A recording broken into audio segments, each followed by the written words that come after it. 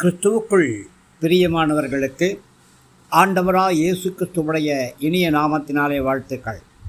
இன்றைக்கு சபை கூடி கர்த்தரை ஆராதிக்கிற தேவ ஜனங்களாகிய உங்களை கர்த்தருடைய ஊழியக்காரனை அடியான் கர்த்தர் கொடுத்திருக்கிற அபிஷேகத்தை சார்ந்து கொண்டு அதிகாரத்தின்படியாக பிதா குமாரன் பரிசுத்தாவின் நாமத்தினாலே ஆசீர்வதிக்கிறேன், வாழ்த்துகிறேன்.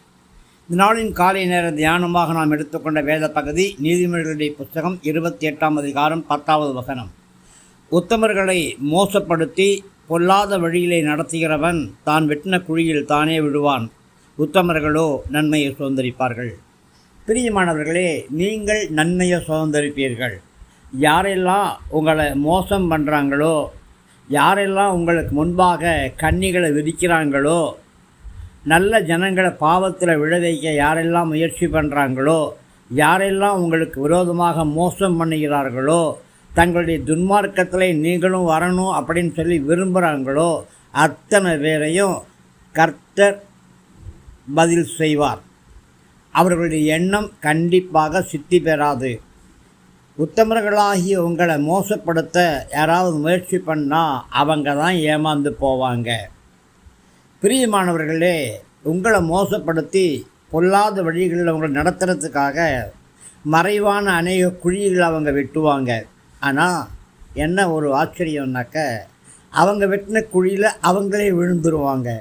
ஆசையாக வெட்டி குழி வெட்டி உங்களை தள்ளலான்னு நினைக்கும் பொழுது தாங்கள் வெட்டின குழியில் அவங்களே விழுந்துருவாங்க. என்ன காரணம்? துன்மார்க்கனுக்கு தெய்வீக பாதுகாப்பு கிடையாது. பாவிகள் மாத்திரமல்ல, யாரெல்லாம் மற்றவங்களுக்கு சோதனையை உண்டு பண்ணுறாங்களோ அந்த சோதனையெல்லாம் அவங்களே அழிஞ்சு போவாங்க. உத்தமர்களை மோசப்படுத்தக்கூடியவங்கள் மேலே கர்த்தருடைய ஆக்கின தீர்ப்பு வேகமாக கடந்து வரும். அதனால் தைரியமாக இருங்க, உங்களுக்கு கர்த்தருடைய பாதுகாப்பு உண்டு. நீங்கள் தீங்குக்கு விலகி பாதுகாப்பாக வாழ்வீங்க. உங்களுக்கு தெய்வீக பாதுகாப்பு மாத்திரமல்ல, தெய்வீக ஆசீர்வாதங்கள் உண்டு, தெய்வீக அனுக்கிரகம் உண்டு. பிரியமானவர்களே, நீங்கள் உங்களுடைய மெய் வழியை விட்டு, தேவ பக்தியை விட்டு, கர்த்தரை ஆராதிக்கிறதை விட்டுட்டு, வேத வாசிக்கிறதை விட்டுட்டு, ஜெபம் பண்ணுறதை விட்டுட்டு வலது பக்கம் இடது பக்கம் விளைகிறாதீங்க. அதுதான் உத்தமர்களுடைய அடையாளம். கர்த்தரை சேவிப்பதும், கர்த்தரை ஆராதிப்பதும், விக்கிரக ஆராதனைக்கு விலகி இருப்பதும், கர்த்தருடைய நாமத்தை போற்றுவதும், புகழுவதும், ஜெபிப்பதும், மற்றவர்களுக்காக மன்றாடுவதும், மற்றவங்க மேலே அன்பு செலுத்துவதும் தான் உத்தமர்களுடைய அடையாளம். அதில் நீங்கள் உறுதியாக இருங்க. கர்த்தர் உங்களுடைய காரியங்களை வாய்க்க பண்ணுவார். கர்த்தரே பார்த்து கொள்ளுவார். ஆமேன், ஆமேன்.